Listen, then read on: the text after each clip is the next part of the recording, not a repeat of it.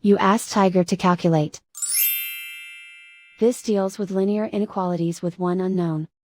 The final result is x smaller than 11. Let's solve it step by step. Group all constants on the right side of the inequality.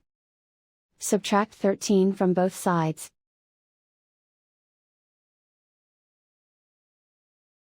Simplify the arithmetic.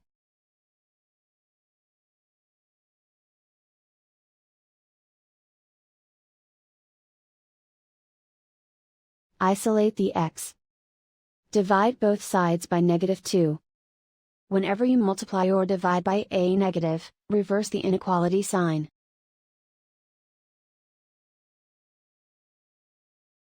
Cancel out the negatives.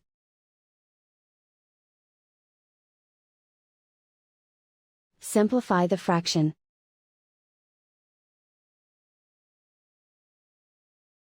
Cancel out the negatives.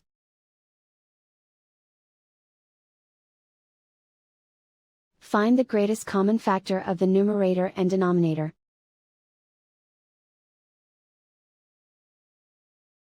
Factor out and cancel the greatest common factor.